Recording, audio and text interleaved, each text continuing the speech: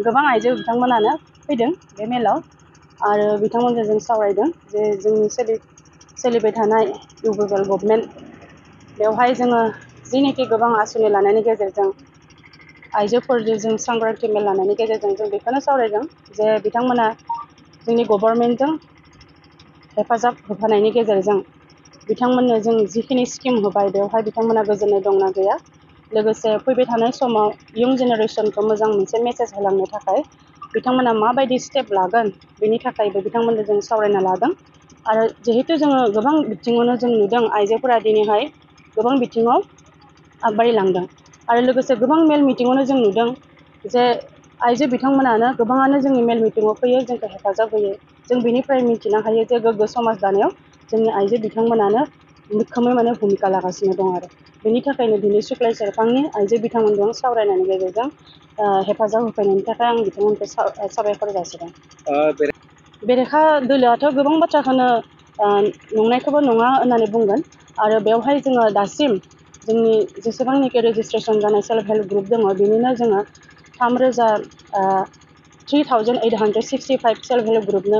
25,000 करि रांखौ होनाय जाबाय आरो बिनिनो फार्स्ट किस्ति आरो सेकेन्ड किस्ति होनाय जाबाय आरो थामथि खेबनि जिनिखि होनो गोनां दङ बेवहायबो जेब्लानाखि जोंहा प्रसेसआव जागोन नाम लानाय जागोन बेवहाय बिथांमोना रेजिस्ट्रेसन जानाय आइजो बिथांमोनाबो self help group self help ग्रुपनि रेजिस्ट्रेसन जानाय आइजो बिथांमोना मुंखौ होनो हागोन दा बेवहाय जिहेतु गोबां समाव गोदो जों नुदों जे हाग्रामा सारनि समाव जिहेतु आइजो बिथांमोना जिहेतु बे प्रसेसखौनो जिहेतु लानो हायाखैमोन खिन्थु दानि दिनावहाय जोंनि मानगोनां बिटिआरनि श्री प्रमद बर' सार बिथांनि इनिसियेटिभ लानायनि गेजेरजों सान्थि फैनायनि गेजेरजों बेखिनिखौनो जों मोननो हादों बेबो मोनसे जोंनि थाखाय फार्स्ट स्टेप आरो बेखौ जोङो लानो थांनाय समावनो जोंखौ जेरैबायदि आइजो बिथांमोना सापर्ट होदों बिथांमोनाबो एसे जे नाजादों जे जोंनि जिहेतु सेल्फ हेल्प ग्रुपनि जिखिनि रेजिस्ट्रेसन जानाय आइजो बिथांमोननि ग्रुप दङ बिथांमोनाबो एसे गावबो साखाफारा जादों जे जोङो रांखौ मोना बे उननि बाथ्रा खिन्थु गभर्नमेन्ट हिसाबै जोंनि इउपिपिएल सरकारा जे बेखौ फार्स्ट इनिसियेटिभ लादों बेखौ बिथांमोनाबो साबायखर जासिदों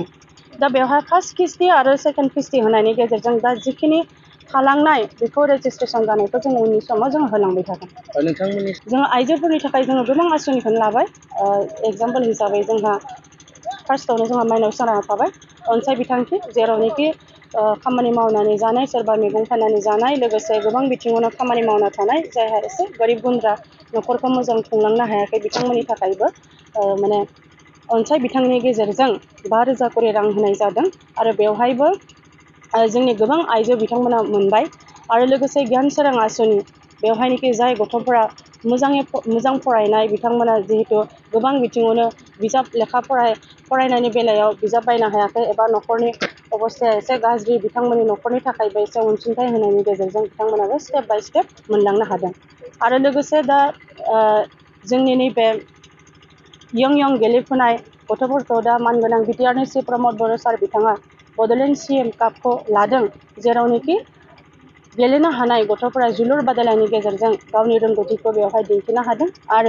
समफोराहाय जोंहा 15 तारिख खालि बिनिनो फाइनेल मेटचा जानो थांगासिनो दङ आरो बिनि गेजेरजों मोनसे यं जेनेरेसनाबो मोनसे मेसेज मोनदों जे मानगोनां बिटिआर श्री प्रमद बर' सार बिथांनि दैदेननायाव दिनैहाय मोनफ्रोमबो बिथिङाव खामानिफोरा आवगायलांबाय थादों आरो बेवहाय रायजोआनो बिथांमोना जोंखौ सापर्ट होदों आरो बेवहाय जुदि सोरबाफोर जोंखौ साजेसन होनो नागिरदोंब्ला जों बे साजेसनखौ अरायबो जों आजावगोन आरो बिथांमोननि आशीर्बादखौबो जोंनो नांगोन बेखौनो आसा थाबाय।